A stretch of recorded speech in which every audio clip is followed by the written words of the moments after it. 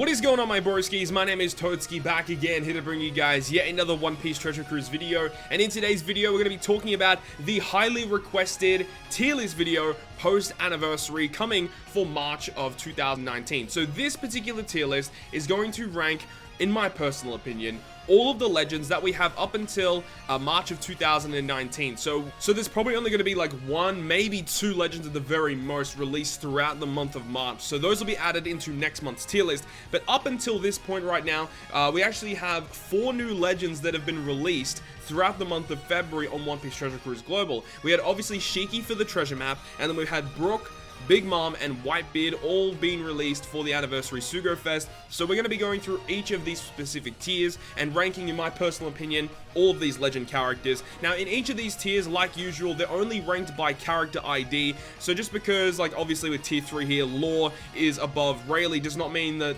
Rayleigh is worse than Law. It just means that in terms of their actual release and their ID number, Law was released first. So that's, just want to put that out there because I know some people might actually say that. But yeah, it also says right here, characters in each tier are ordered by character ID, so no need to worry about that. Some of these characters have TBC, to be confirmed, so this is just like my preliminary kind of positioning for these characters. Not really too certain if I will leave them there, but just to kind of put it out there that these characters were released this month, and I'm not too sure if I'm going to leave them here or they might change within the next month. But this was updated on the 24th of February, and well, actually I updated it today because I forgot to put Legend Shiki on the tier list. But either way, let's go through and get started. So with tier number 3 right here, we have Trafalgar Law, V2 Rayleigh, Frankie, Robin, Garp, V2 Lucci, kind of including both of them, but obviously the 6+ is a lot better. But the Powerhouse version does actually have a lot of usage now, considering we have access to the new Whitebeard character. We have Kung Fu Luffy, who's still reasonably solid, and we have the new Legend Brook. Now, Legend Brook I have to be confirmed because I'm not really too certain if I'm going to put him here or if I'm going to drop him from tier 3. He does have such a powerful special though. Like, he does so many different things. He has the potential to KO enemies with really low health. He has the ability to, you know, give you lots of matching orbs and stuff like that. Like, he does lots of different things. And just because of his sub usage alone, and especially as a sub with his limit break ability, he makes recovery in tandem beneficial to all your crew. So having a unit like that as a sub is extremely powerful.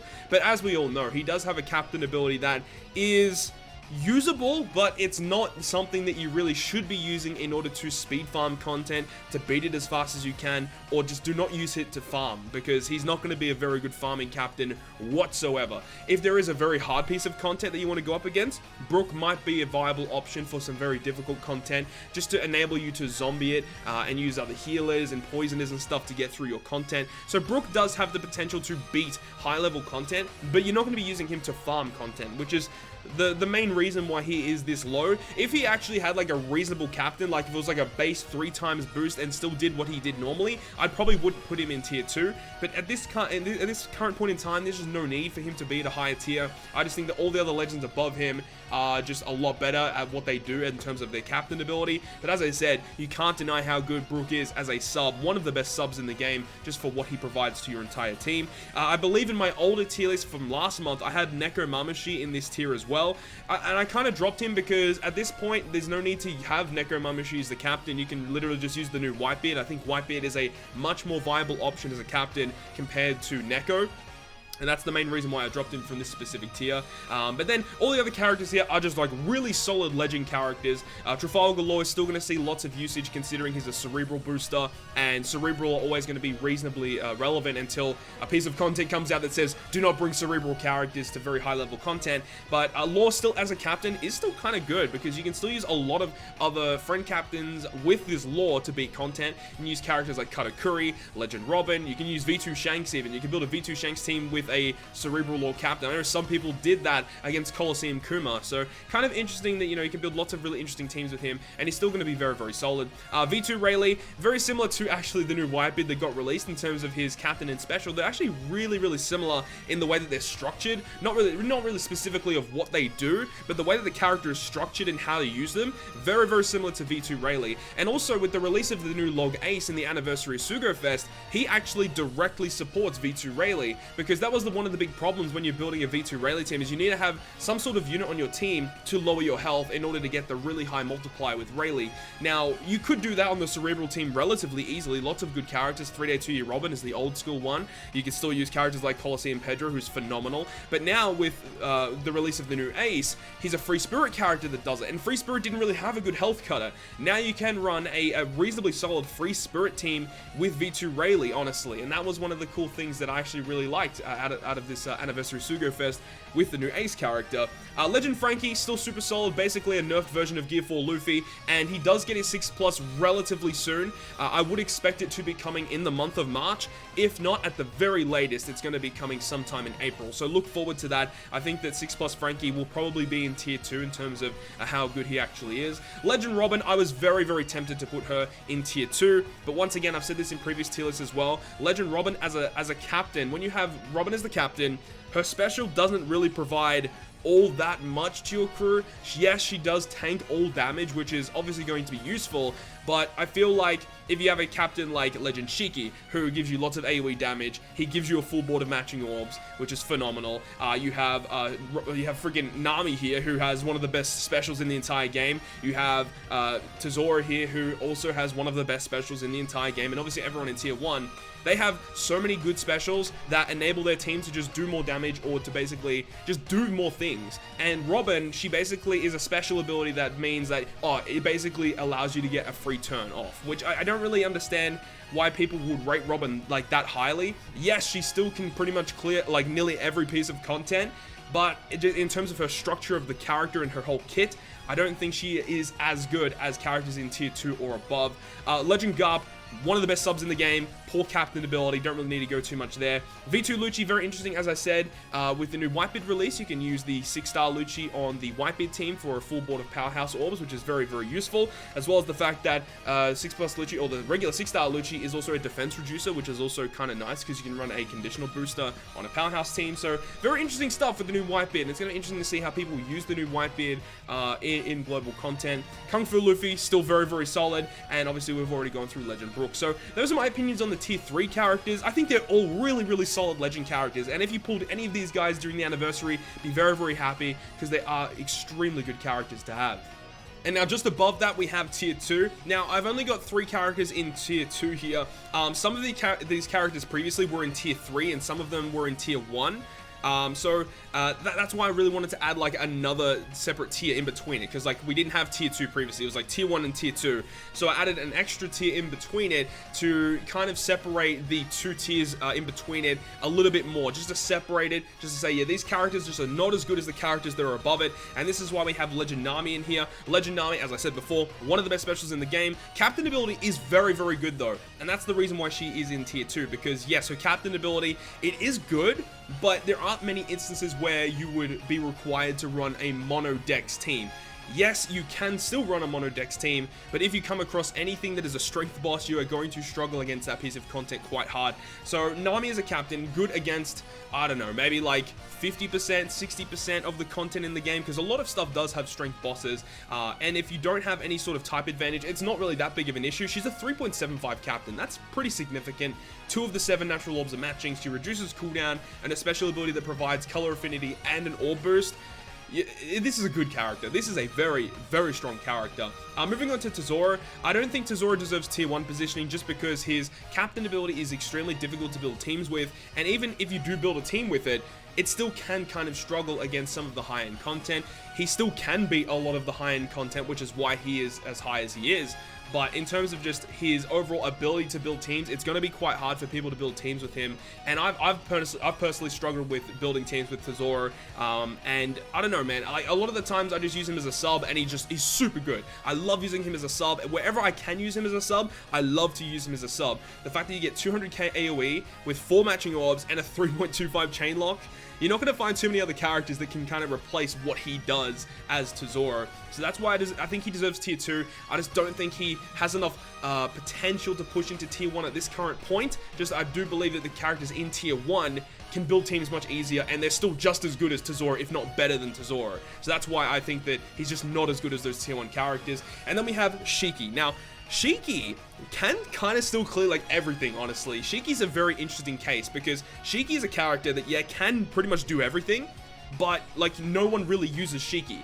And that also does come down to the structure of the character. The structure of the character is very difficult to use because you do have to have one of each of those 3 colors on your team. You need to have Quick, you need to have Int, you need to have Dex, otherwise you're not getting that high 4 times multiplier boost. So building teams with Shiki, kind of like Tesoro, not as bad as Tesoro, but building teams with Shiki can be somewhat of an issue depending on what you're going up against. But the good thing about him is that his special ability works extremely well with his captain ability. Having so much health available to you, you can get a lot of AoE damage off with his special, as well as giving you a full board of recovery orbs, which you can use to either heal up or you can use for your burst turn to get that mass amount of damage output against the enemy. The fact that you can run those 3 separate colors is quite good though, because you can run lots of different characters that you might have access to, lots of good free-to-play characters that are Quick, Dex, or Int. Shiki is a driven and a striker character, so you can opt to build teams that are driven based with Dex, Int, and Quick characters, or striker based that are Dex, Int, or Quick. Obviously, the new Whitebeard is a striker character, so you can run kind of interesting stuff with that, because you can have Shiki, who reduces your health down to 1, which actually works extremely well with the new Whitebeard. So you can run this guy as a sub on a Whitebeard team, you can run him as a captain with Whitebeard sub, or you can run like Whitebeard Shiki dual captains. You can do some interesting stuff with the new Whitebeard that got released. Additionally, the new Big Mom that got released as well, who Big Mom boosts Strength, Dex, and Quick. And you have Shiki here, who gives you a full board of recovery orbs, which on a Big Mom team become all similar orbs. So that is also another kind of option and another type of situation where you could really utilize Shiki. So Shiki, interesting unit, can still do a lot of content. He's not going to have too many issues clearing content, but I think a lot of people might struggle building good teams that are going to be as good as the characters in Tier 1. Kind of the same situation with Tesoro. Tesoro is a good character overall. I actually like the way that Tesoro is built, but in the terms of team building, like the Tier 1 characters can build teams much easier and do just as much as the characters here in Tier 2, which is why I believe that Tier 1 characters are just far superior to the Tier 2. Alright, so now that we've finished Tier 2, let's go ahead and scroll all the way up. This is our Tier 1 positioning right here. So, we have NL6+, who I was very tempted to put in Tier 2, but after all the events that have come out throughout the month of February, like, NL has cleared all of them, which is pretty interesting. I'm not 100% sure if he cleared the 1 stamina co-op mission. I don't know if he did. He might have. Anyway, I do think that NL is definitely deserving of the Tier 1 positioning here. Honestly, one of the best 6+ers in the entire game, just destroying everything. Legend Lucy, I still think is a very solid unit to put here. Obviously, both versions of Judge are amazing. Obviously, the V2 German batch over in Japan is a lot better, but still, Judge, 6-star, and 6-star plus are very, very solid units, and I think both of them deserve Tier 1 positioning. V2 Doflamingo still deserves Tier 1, unless, you know, obviously, when there is a lot of content that kind of blocks what this Dofi tries to do, but you can't deny the fact that this character is just an OP character. He does a lot of good things. Luffy and Ace, I still think he's probably closest here on this specific tier list to being in Tier 0, along with Shanks. I do think that Shanks and Luffy and Ace are like the top units of Tier 1, but I wanted to keep the units in Tier 0 to a very minimal list. So that's the reason why these characters are here, but I do believe that Shanks and Luffy and Ace are definitely the best characters in this list here. V2 Kuzan, he's kind of similar to Shiki in a way, because he gets up to around about a 4 times boost after you attack in a certain order with colors. But the thing about Kuzan is he's only a dual color, so he's way easy to build teams with, as well as Kuzan himself being the 2.25 times type booster for his own team, as well as a full board orb manipulation. So Kuzan is a far superior unit in my personal opinion to Shiki, but still, like, Shiki's still very, very solid. I just want to reiterate that like all the characters in Tier 1 can pretty much do everything, as well as Tier 0. Like Tier 0 to Tier 1, and Tier 2 is pretty close to that, but definitely all the characters in like Tier 0, Tier 1 are going to be able to beat pretty much anything, right? But it just comes down to, in my personal opinion, where do I rank certain characters? And I do think the characters in Tier 0 are just a smidge better than the characters that we're going to be talking about here in Tier 1. We have Katakuri as well. I had Katakuri and NL initially in Tier 2, but then after thinking about it, like all the content that came out during February, like they beat it like easily. So I definitely think that they definitely deserve the Tier 1 positioning easily. I mean, I beat the 1 stamina co-op mission with Katakuri. Katakuri's a beast. I love this character so much. V2 Sanji, still a solid unit. Some people were wondering, you know, why would he not be in Tier 0, but he definitely has flaws, and we'll discuss that in a minute. V3 Sabo, again, he kind of does have flaws, and we'll discuss that soon as well. And obviously the new Whitebeard as well. I don't think he is the perfect unit. He definitely has flaws, and he does not particularly deserve tier 0 at this current point in time. Having to rely on being at low health for a high multiplier is very detrimental to a lot of units, and especially in some of the more difficult content now with difficult Colosseums, difficult raid bosses. I think that with raid bosses, it is actually kind of easier to build Whitebeard teams, and they can beat raid bosses easier, because typically there's only like one boss you have to worry about. So you can get to the final boss, get your health low, and then burst. However, with Colosseums, there are many bosses that you have to take down along the way, and with Whitebeard, having to deal with multiple different bosses, some with that might have really annoying preemptive attacks, burn damage is a big thing as well that actually kind of sort of might hinder Whitebeard in the future. However, I did still able to beat Colosseum Daifuku with Whitebeard. That might hinder him in the future depending on how often you might see burn damage. But let's go through this character. So NL6+, as we all know, with the amount of overhealing that you can get and the amount of specific damage he can get with his special, obviously he's going to be a big thumbs up. Obviously you can use characters like version 1 lore to bypass barriers, to kill enemies that have around about 10 million or less HP very easily. Is going to be good. You can utilize characters that have above 10 million HP to use like health cutters to reduce their health, and then use your double NL special to just kill bosses. And even like the prior bosses before the main boss, like on Colosseum stages, NL just is able to beat them just because he has a pretty decent multiplier. 3.75 is very solid. The fact you get lots of recovery orbs, the fact that Canada's matching, NL's just a solid unit all round. Very good 6+ character. Moving on to Lucy though, like Lucy's kind of interesting. I do think that he pretty much is like a tier 0-ish character.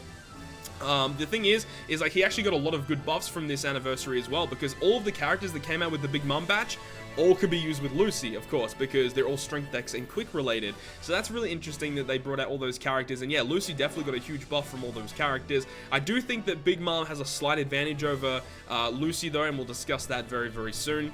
We have Judge here as well. Judge obviously a super solid character. There's not really too much I want to say about Judge.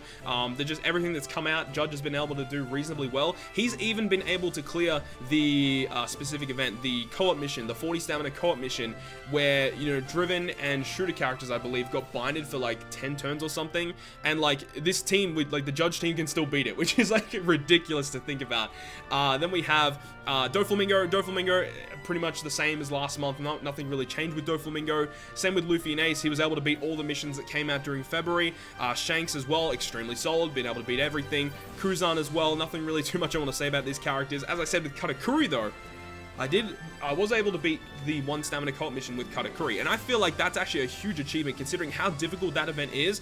It just goes to show that Katakuri does have the tankiness, he does have the potential to beat some of the more difficult content in the game, just because, yeah, that 20% damage reduction is no joke. And then when the enemy doesn't have a delay protector or a debuff protector, you can go ahead and basically every second turn, as long as, you know, if the enemy's attacking every second turn you can get a delay off against the enemy, which is amazing, because, you know, 3.3 times multiplier might seem low compared to a lot of the other characters in this specific listing here, but that is enough damage to get that guaranteed delay off, and it's really sick. I love using this character so much, just to delay content, and he has, I would say he has pretty much nearly the highest potential damage, because he has a conditional boost that no other character can get, unless if you obviously bring a character like 6+ Usopp to get a guaranteed delay. But he's so interesting because he's like the only character that can get the conditional boost off against the enemy that has a protector, so he can get that additional 1.75 times boost that no other character would normally get, and that's what makes Katakuri such an interesting character. I mean, I'll say it to the end of time, like V1 Katakuri is one of my favorite characters in the entire game. Absolute beast. Then we have V2 Sanji. V2 Sanji, now a lot of people, well, I know that one of my friends obviously was advocating for the fact for Sanji to be in tier 0, but that's just a complete oversight. Like, he definitely does not deserve tier 0 positioning.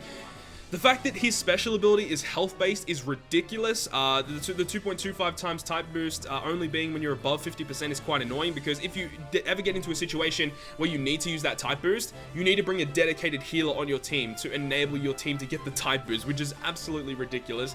Obviously, there are a lot of good healers that are fighter characters. You got Limited Roku Bonnie, you've got Legend Marco. There's lots of good healers that are fighters, but having to bring a dedicated healer just so you can get your type boost is just ridiculous to me. Also, the fact that the lower your health is, the less matching orbs you get, like, that's just ridiculous as well. I feel like that shouldn't really be a thing. And also, like, content that has 99 or like above like 20-ish turns of like chain debuffs, that's going to obviously render Sanji useless. So there are a couple situations where Sanji is not as good as some of the other characters in Tier 1, but for the most part, in normal pieces of content, Sanji does have the highest potential damage out of every character here. I think the new Whitebeard might be close to that, because 4.5 multiply is ridiculous, but Sanji can get constant, like, over 2 million damage without having to use specials, like, constantly, which makes him very, very strong. So, you know, Sanji, like, deserves Tier 1, but he has a lot of really annoying kinks that doesn't really get him into Tier 0 at this current point in time. We've got V3 Sabo here. I think V3 Sabo is phenomenal. I unfortunately didn't pull him in the Anniversary Sugo Fest. Would love to own this character, though. He seems really interesting to run. Obviously, for content that has lots of different stages over and over and over again, might be kind of an issue for him, because you do have to consistently kill something every single turn. Otherwise, you're going to lose all your attack stacks. Now, even if that does happen, it's not that big of an issue, right? Because he's still going to be a 3 times base captain after losing all of your attack stacks, which isn't really that big of a problem. 3 times attack boost, yes, it might seem low compared to everything here, but after 1 turn of killing something, you're up to 3.25, then 3.5, and at the 3.5 range, you pretty much are going to beat everything. Like most bosses, you're going to beat easily. And the fact that he has a special ability that provides an orb boost and a chain lock, like, this character is so good. And the only reason why I wouldn't put him in Tier 0 at this current point is just because of the thing about losing the attack stacks, and you do have to really focus when you're playing this character. But there aren't too many things that really render this guy, like, not as good as some of the other characters in Tier 1 or Tier 0. Now that I'm thinking about it, he actually might be a Tier 0. I'm really thinking about him. I'm really thinking about that. Like, V3 Sabo is phenomenal as a character. When you really think about it, there isn't too many things wrong with this guy. He is a character that boosts freedom, that old school times, hashtag throwback, free spirit, shooter, and fighter. And he himself is a shooter and fighter. So you can run mono shooter, you can run mono fighter, or you can run some free spirit teams, free spirit units on his team as well. So that's really intriguing. That's very, very intriguing. I don't know, I'm gonna have to think about that. But V3 Sabo, now that I think about it, now that I've discussed him, he's pretty close to Tier 0. And now we have the new Whitebeard that did arrive with the Anniversary Sugo Fest. So hopefully within the next, like, week or so, I'd hope, I want to upload a video discussing, like, how to build teams with this Whitebeard character. I do think he's very solid, and hopefully you guys did pull in the Anniversary Sugo Fest to get this guy. And if you guys did get this guy at all, hopefully you guys got the new Log Ace and the new Log VV, because those guys are so useful for building teams with Whitebeard, because they reduce your health, they give you lots of different ways to get around certain pieces of debuffs, lots of good utility. VV is an orb booster, so like both of those characters together are very useful for building Whitebeard teams. So hopefully you guys got access to those guys. It enables you to beat him a little bit easier. But anyways, as we know, with Whitebeard, he's a striker and a powerhouse booster. So you want to be building teams, obviously, that are surrounded by powerhouse and striker units. Now, there's lots of good units that are powerhouse and striker. Obviously, Treasure Map Big Mom is one of the characters that I used against Colosseum Daifuku. The Colosseum Neptune is going to be great. He's an orb booster, whereas Whitebeard is a type booster. So if you're running a full powerhouse team, I think Colosseum Neptune is like a must max for this Whitebeard character. Providing orb boost, gets rid of resilience, gets rid of attack down, gets rid of despair. Like, Colosseum Neptune is one of my favorite Colosseum units in the entire game, and he helps out building Whitebeard teams so much easier. Also, characters like 6-star Lucci, the V2 Lucci, being his 6-star plus or his 6-star form, you know, either one of those are going to be good, because they do provide some really nice utility, as well as healing with the 6-star version, and orb manipulation, of course. So that is also quite a good option for Whitebeard. There's lots of good teams that you can run with Whitebeard, lots of good units you can run with Whitebeard. As we said before, this new Legend Shiki, you can run this Nami as well. She's a striker unit, and she will help you get an orb boost and color affinity. You can run Guild Tesoro as well. All of these good units are really good subs for the Whitebeard character. However, there is one big problem. I don't know if it's that big of a problem, but when I was like looking through characters that I could run with the new Whitebeard, a lot of the good characters that I was like, yes, I would love to run that character, a lot of them seem to be quick units. Now, that might be an issue in the future against like Dex-specific content. However, you guys saw, you know, with Colosseum Daifuku, all the bosses are Dex, and we're still able to beat it, quite interestingly. So yeah, it's going to be interesting to see how people are going to be building teams with this Whitebeard, but I do think, as long as you do have good health cutters, that Whitebeard is going to be an easily Tier 1 position character. But the fact that you do have to manage your HP, and building teams at this current time is a little bit iffy. I don't think he deserves Tier 1 at this current point in time. Alright, so now that we've finished Tier 1, let's go ahead and move on to our final tier, which is going to be Tier 0. So with Tier 0, we have 4 characters in this listing here. We have Version 2 Akainu, who I absolutely adore. We have Gear 4 Luffy, we have Whitebeard Marco, and we've got Big Mamu, the insane big bitch. Legend Big Mom is TBC, so not 100% certain if I'm going to keep it in tier 0 at this current point in time, just because all the content in February is kind of like based around Big Mom. She kind of like destroys it, so I don't really want to compare it to the stuff in February at this current point in time, but pretty much any content that isn't quick related, this Big Mom is going to decimate, like absolutely disintegrate, destroy any other describing word, honestly. Like this Big Mom is just bonkers. She can do some crazy amounts of damage, but Akainu is still very solid, destroyed everything in this month, and he was extremely solid. I used him a lot in terms of farming. I used to farm the co-op mission. Obviously a very nice unit to have when you are going up against the 1 stamina mission as well. He was just a solid unit all round, and I definitely think he deserves tier 0 positioning. Obviously, you still have to make sure you're hitting your perfects, which can be quite an issue, but as long as you are hitting your perfects, like, Akainu is just destroying everything, honestly.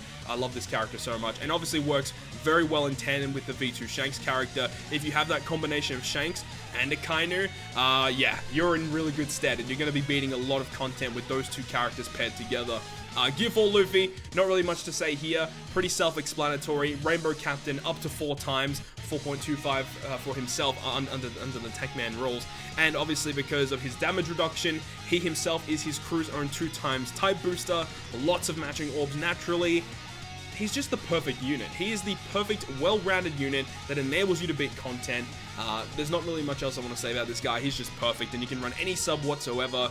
He's just perfect. Whitebeard and Marco, he's very, very similar to Gear 4 Luffy in the fact that I think he's kind of like a perfect unit. The only problem with Whitebeard and Marco is they don't provide any sort of type boost to your crew. Now, some people might hate that. I really don't care about that, because the fact that Whitebeard and Marco is a 30% health cutter to all units, and also he heals 20,000 health, it's fantastic. Utilizing double Whitebeard Marco, you can consistently stall on anything, and you can just stall as much as you want.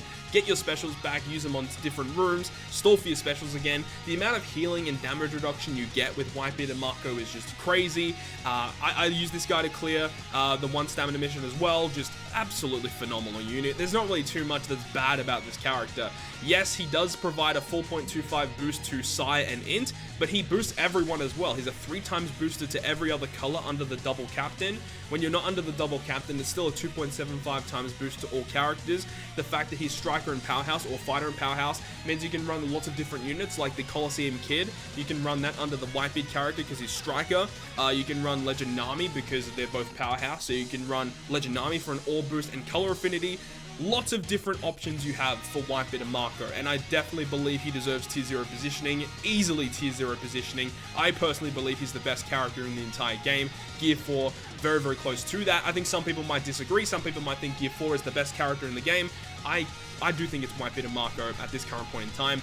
And then we've got Big Mom. So the thing about Big Mom and why I put her here is because whilst using her over the month of February so far, since I've pulled her during the anniversary, she is crazy. She's actually crazy. The fact that you can get her to her enraged state, and all you can do basically with your subs is bring boosters. Just bring a bunch of boosters and let her enrage effect just absolutely baby shake all of the boss stages, and it's absolutely hilarious. If you guys didn't see the Big Mom team that I used to beat Coliseum Daifuku, it's absolutely hilarious. But it's not just against that as well. Like, I've used her to clear some of the other pieces of content that have been available since I pulled her. It's hilarious using this character. And literally just bring boosters for the top row. Like, just bring some orb boosters, type boosters, whatever you need. And just let her enrage effect just baby shake. Baby shake in all the boss stages. It's hilarious. It's actually so much fun to use this character as a captain. So at this current point in time, I do think she's tier 0. However, as content does get released, it's going to be interesting to see how it works, right? Because Legend Big Mom is a driven character. Now, as we've seen with Driven, they kind of get cock-blocked with V2 Doflamingo. They like to silence them, like to do lots of different things. But the fact that Big Mom is a Strength Dex and Quick booster, you can run Strength Dex and Quick units that are not driven, that are like special bind removers. So depending on how the content rolls around, it's going to be interesting to see how it comes out. But I do think at this current point in time, I would put Big Mom here, but obviously it's to be confirmed. She definitely has the potential to go to tier 1, but definitely these three, I do think that these three will maintain the tier 0 positioning at this current point in time. But Big Mom, since I've been using her, she's amazing. I love using this character so much. But anyways, that has been my full tier list video for March 2019, and next month we'll come back with another tier list and hopefully have some different characters moving around, but we'll have to wait and see for that. But anyways, hopefully you guys did enjoy this video, and if you guys did enjoy it, make sure to leave a like, and if you want to stay up to date with all the content I post, including more One Piece Treasure Cruise content, make sure to hit the subscribe button down below. But other than that, guys, I'll see you guys within the next video.